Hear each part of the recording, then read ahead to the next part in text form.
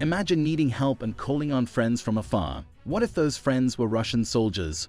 That's exactly what happened in Burkina Faso. Captain Ibrahim Traoré hinted at needing help, and suddenly 100 Russian soldiers landed, but with a twist. They are part of the Russian Africa Corp, a new elite group, marking Russia's first big move into Burkina Faso. This comes as Burkina Faso seeks new allies after saying goodbye to French forces. But before we dive deeper, hit that subscribe button and ring the bell so you won't miss any of our stories. The Russian Africa Corp is not just about protection. They're here to train and patrol, reshaping Burkina Faso's future and possibly Africa's. What's behind this unexpected alliance? Let's uncover the story. The Wagner Group, a well-known Russian mercenary organization, has significantly impacted Russian defense efforts across Africa. This group of hired soldiers has made its presence felt in several countries, including the Central African Republic, Libya, and Mali, often stepping in where there's been a vacuum of security. Notably in Mali, Wagner achieved what others could not by taking back the city of Kidal from Tuareg rebels, a task that had eluded French forces for a decade. Despite these successes, Wagner's reputation is marred by controversy. The group is often highlighted in the media as one of the most dangerous mercenary outfits globally, with numerous allegations of human rights abuses tied to its name. The United States, France, and several Western nations have cautioned African countries about partnering with the Wagner Group, citing its track record of civilian casualties and exploitation of natural resources. However, such warnings are seen by some as hypocritical, given that these Western countries have their own controversial histories in Africa.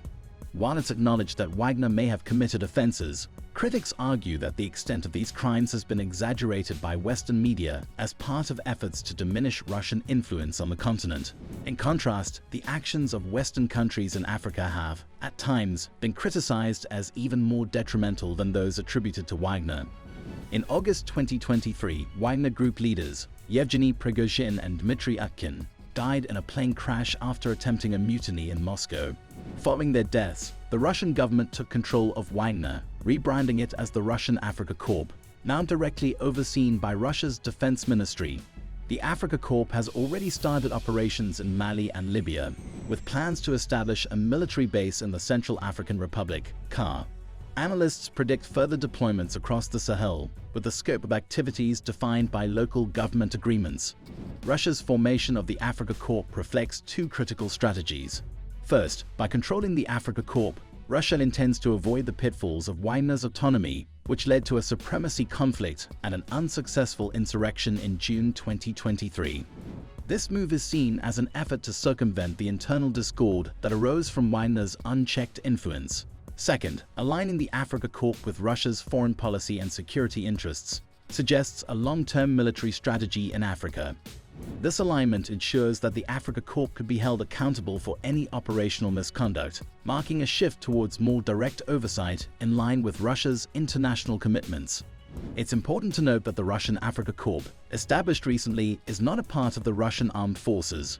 Instead, it is composed of ex-Wagner mercenaries and new volunteers, starting its recruitment in December 2023.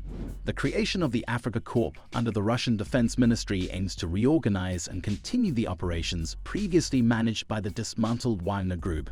The process, supervised by Russian Deputy Defense Minister Yevgeny Traoré, is slated for completion by this summer. The deployment of 100 Africa Corp personnel to Burkina Faso marks a significant step in both expanding and formalizing Russia's military footprint in the Sahel, an effort that will be bolstered by establishing a military base in the Central African Republic, as per the Center for Eastern Studies, CES. Before Russian troops were sent to Burkina Faso, Deputy Minister Yevgeny Traoré visited Africa multiple times, aiming to address the security gap left by the French military withdrawal from its former colonies. This effort coincided with Moscow opening its first embassy in Ouagadougou in over 30 years.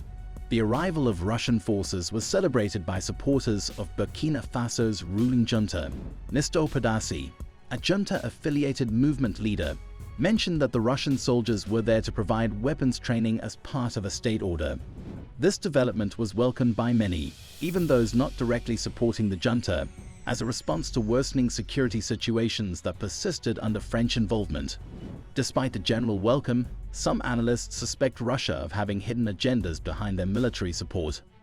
These analysts suggest that the presence of the Africa Corp in Burkina Faso and other African nations primarily serves to expand the Kremlin's military, political, and economic influence.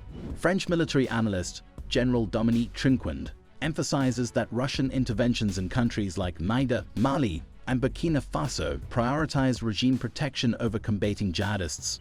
Similarly, security analyst Freddie Egesa, based in Uganda's capital Kampala, highlights the financial and political motives driving Russia's involvement, akin to the Wagner Group's interests on the continent. Louis Gitiniwa, a political analyst from Rwanda, dismisses the notion of Russia's altruistic intentions in Africa, arguing that their actions are driven solely by national interests. He emphasizes the importance of African countries taking charge of their own national security, rather than relying on foreign powers. Additionally, some analysts speculate that the Africa Corp's presence allows the Kremlin to solidify control over Wagner's business network in Africa, potentially including lucrative mining ventures. Apart from African analysts' concerns, the international community and the West are also worried about the Africa Corp's presence in Burkina Faso and other African nations. Russian historian Irina Filatova suggests that Russia's partnerships with West African nations could bolster Putin's global political influence, potentially affecting UN votes. The US, represented by Molly Fee, the State Department's top Africa official, fears Russia's military deals in Niger, where the US has a drone base. Fee hopes Niger makes the right decision, aligning with US interests and rejecting any partnership with Russia. Now, the crucial question emerges: what truly drives Russia's actions in Africa? Is it a genuine pursuit of equitable security partnerships with African nations, or merely a guise to extend influence across the continent? Should Captain Traoré harbor concerns about his ties with Russia? Share your thoughts in the comments below. And don't miss out, remember to like, subscribe, and share this video.